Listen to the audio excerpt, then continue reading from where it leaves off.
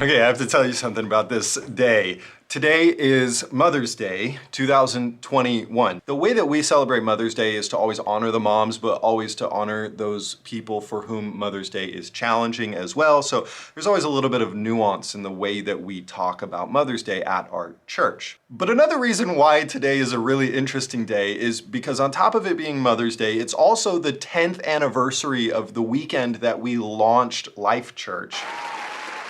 10 years! I've been pastoring this church with my wife and some of my closest friends in the entire world for a decade.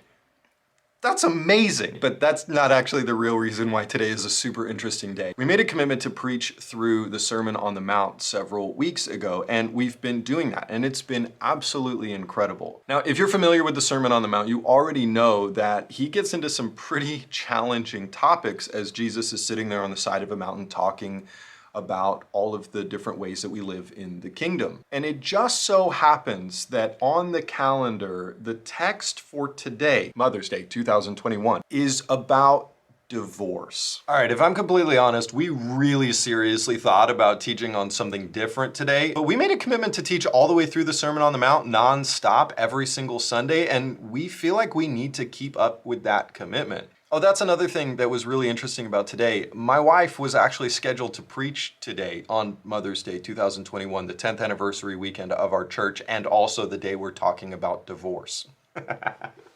This is so weird. But we made this commitment to teach all the way through the Sermon on the Mount. And so Sharon and I decided that what we're going to do is tag team preach a discussion on the issue of divorce on Mother's Day. I'm weirdly excited about this. But the prevailing thought that's in my mind right now is actually about the Holy Spirit. 10 years ago, when we planted a church, I was so incredibly aware that we could do nothing without the presence and the move of the Holy Spirit in our church and through our lives to lead our church. I mean, like, you can't plant a church without the Holy Spirit. And on this Sunday of all days, Mother's Day, where we're talking about a 10-year anniversary of a church and also divorce, I am so keenly aware that I am not a good enough leader or speaker to hold all of these things in tension without the Holy Spirit. So 10 years after we launched our church, I am just as dependent on the Holy Spirit as I was on that very first weekend. That feels like winning. I'm really excited about today.